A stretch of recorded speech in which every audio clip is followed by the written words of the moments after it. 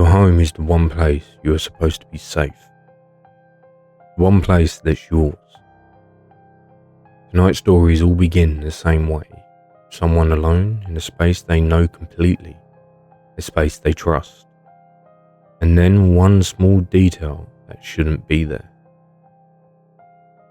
4 stories, 4 people who thought they were alone. And they weren't. Lights off. Let's begin. The first story comes from a woman I'm gonna call Claire. She's 34 from Leeds. She lives alone, has done since the late 20s. She's practical, self-sufficient, completely comfortable in her own company. She told me she started noticing things in February. Small things. She had been noticing them for weeks before she understood what they meant. In her words, the third cup. I need to tell you this slowly, because that's how it happened. Slowly. Not a single frightening moment, but a series of small things that took weeks to add up to something I couldn't explain anyway. It started with a cup. I live alone. I have done for 6 years. I have my routines. I'm a routine person. Breakfast before work, same mugs in the same cupboard, dishes washed and put away before bed. I don't leave things out, and I don't forget things. One morning in February, I came downstairs, and there were 3 mugs on the drying rack. I had washed 2 mugs that night before, my coffee mug from the morning, and my tea mug from the evening. 2 mugs. I remember this specifically because I remember thinking that I had been drinking too much tea. 3 mugs on the rack. I looked at the third one of my mugs. Nothing unusual about it, just a third one. I convinced myself I'd miscounted and put them away and went to work. The week after, I came home to find the kitchen chair pulled out from the table. Not far, maybe 20 centimeters. Just not where I leave it. I always push the chair in, every time. It's an automatic thing. I pushed it in and said nothing. 2 days after that, I noticed the bread. I keep bread in a ceramic bin on the counter. I bought a new loaf on Monday. By Wednesday morning, a third of it was gone. I eat 1 slice of toast in the morning before work, and it was Wednesday. The loaf should have been almost entirely intact. I stood in the kitchen and I felt something shift in my understanding of the previous week. The cup, the chair, the bread, went through the house. Nothing disturbed, no signs of entry, all windows locked, back door locked, front door locked, as always. I checked the downstairs toilet, small room I rarely use. It smelled faintly of soap, and the soap beside the sink was wet. I don't use that bathroom. I have an ensuite. That soap had been dry since I moved in. I went back through everything I'd noticed. Tried to apply logic. Sleepwalking? Could I be eating bread, washing my hands in the night? I dismissed it. I've never slept walk in my life. A family member with a key. My mother has a spare key, but she lives in Sheffield. She always tells me when she's coming. I rang a locksmith, told him I wanted the locks changed. All of them. He came that afternoon. While he was working on the back door, he paused and called me over. "When did you last check behind this?" he said. The back door opens onto a small utility area. Wash machine, boiler. Behind the door, pushed into the corner, there's a gap between the boiler and the wall, maybe 40 centimeters wide. In that gap, a folded blanket, a bottle of water, an empty crisp packet. Someone had been in my house. Not breaking in, coming in. Still don't know how. The lock showed no signs of tampering. Coming in while I was at work and leaving before I came home. Eating my food, washing their hands, sleeping somewhere. I didn't find where. And leaving a blanket near the back door when they needed it. Police came, they took the blanket, they took the crisp packet, and they checked the house thoroughly. They found nothing else, and they never identified anyone. I still don't know how they got in. I don't know how long it had been happening before the cop. I don't know where they slept. I don't know how they knew when to leave. I moved out 4 months later. I couldn't sleep. Not because of what I knew, but because of what I still don't know. Story 2 comes from a man I'll call James. He's 31, from Nottingham. He and his wife had their first child 8 months ago. He told me he wasn't going to send this in. They had gone back and forth about it for weeks. He sent it because he needed someone else to know. In his words, the baby monitor. We got the video monitor when Ellie was born. The kind with a screen. You can see the cot, see the room, watch the baby breathing. My wife is a worrier by nature, so we went for a good one, clear picture, even in the dark. I want you to understand how clearly that monitor shows the room before I tell you what I saw on it. Ellie was 6 weeks old. We were taking it in turns to do the night check-ins, to check her breathing, change her if needed, and settle her back down. My wife had done the 2 a.m. check, and I was doing the 4 a.m. I woke up slightly before 4 and looked at the monitor screen on the bedside table. There was someone in the room with Ellie. Standing at the far left of the frame, the monitor is positioned to show the full cot and most of the room. Standing at the edge of the image, just within frame, was a figure. I'm a person who acts rather than freezes. I was out of bed and into the corridor and through Ellie's door. I don't know, like 5 seconds. Ellie was asleep. The room was empty. I checked the wardrobe under the cot behind the door with the window shut and locked on the inside. There was nothing. I stood there for a long time, Ellie breathing completely still. Nothing wrong. I went back to bed. I told myself it was a shadow from a car passing outside. Tired eyes, new parent paranoia. I told myself it clearly, but I didn't convince myself. The monitor has a recording function. We turned it on when she was first born and forgotten to turn it off. It records to a memory card whenever a motion is detected. In the morning, while wife was feeding Ellie, I took the memory card downstairs and went through the recording from the previous night. The figure is on the recording. Standing at the left edge of the frame is still.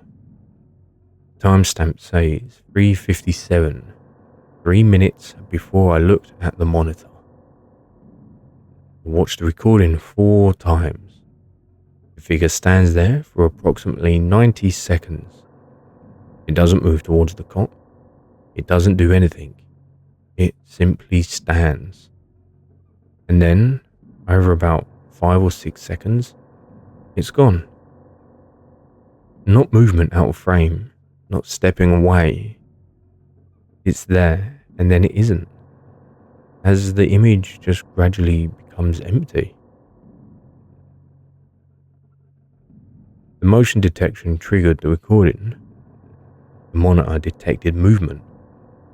I've shown this recording to one other person, my brother.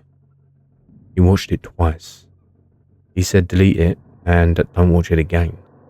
Move the cot away from that corner. We moved the cot. I haven't deleted the recording. Ellie is 8 months old now. He's perfect, sleeps very well. But sometimes on the monitor, in the night, he'll be in a deep sleep and then wake suddenly and look directly at the left corner of the room. Just look at it, wide awake, completely calm. She never cries when she does it. That's the part that stays with me. She doesn't seem afraid. 2 down, 2 to go. If something like this has happened to you in your home, somewhere you should have been safe, the email is in the description. Send it in. Subscribe for new stories every Monday and Thursday. Let's get back to it. Story 3 comes from a woman I'll call Nadia. She's 44, from Bristol. She's been in her current house for 12 years. Raised her children there. Knows every sound it makes. She's heard a sound it had never made before. And in her words, my name from the landing. You know your house. When you've lived somewhere long enough, you know every creak of the floorboards, every noise the pipes make, every way the wind sounds at different windows. You know it the way you know your own breathing. My house does not call my name. My husband works away 2 weeks out of every month. I'm not used to being alone in the house. The children are older now and often out. This is normal for me, and I don't mind it. It was a Tuesday evening in October. Both children were at their father's for the week.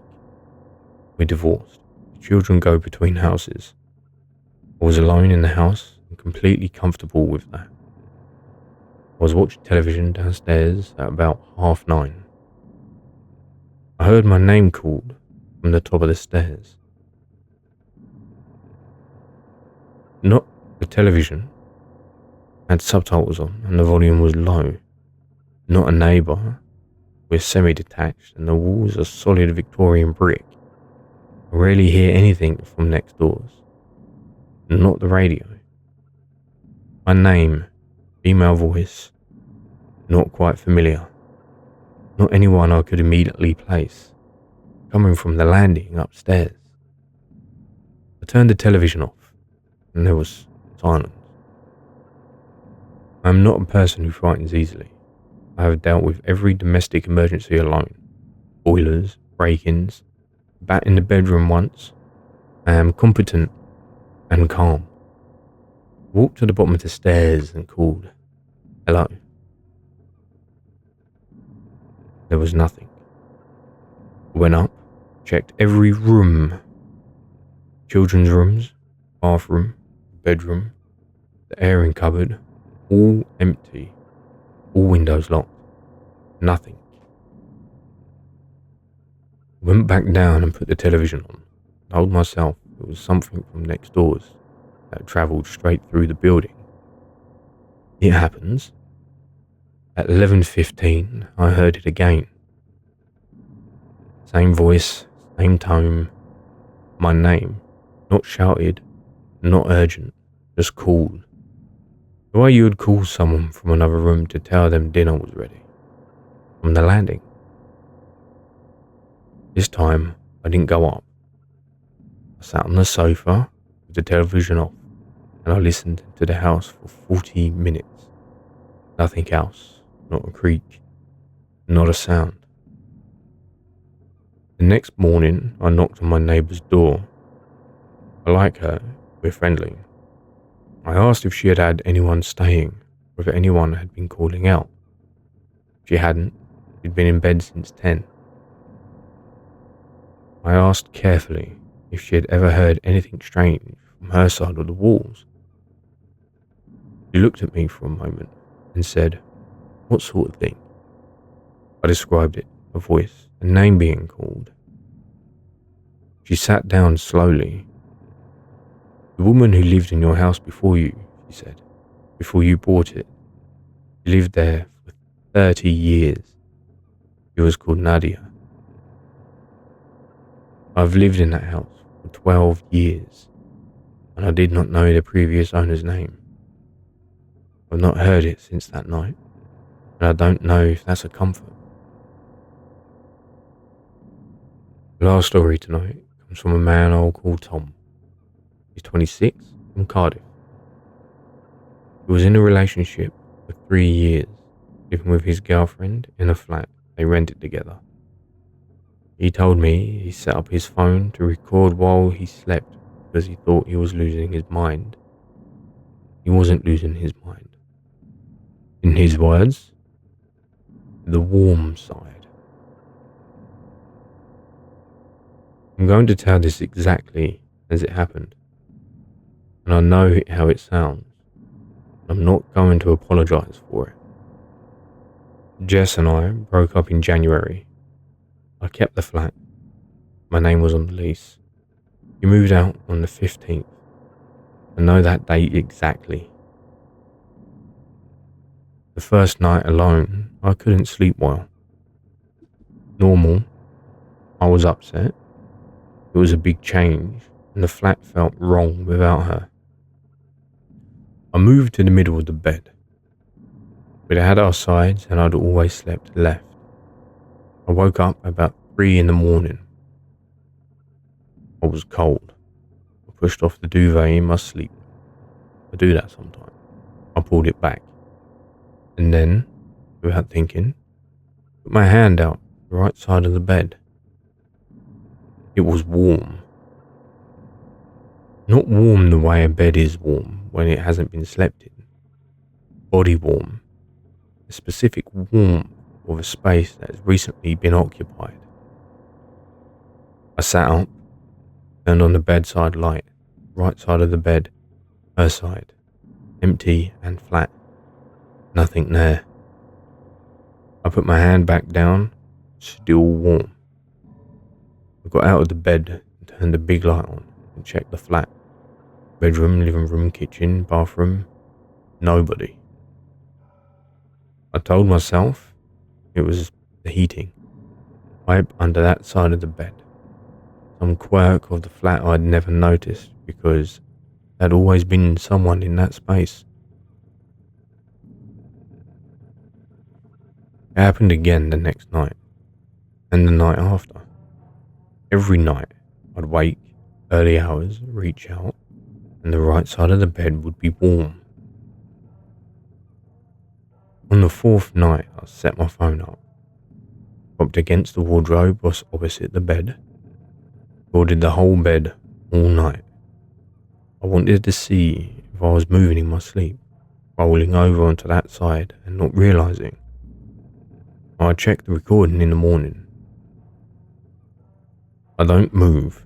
I stay on the left all night. But at 2:47, I've watched this part so many times I know the timestamp by heart. The duvet on the right side of the bed shifts. Not dramatically, not thrown off, just settles. The way a duvet settles when a weight has been applied and then removed.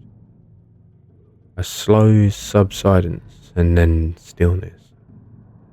Nothing visible, just a duvet, moving.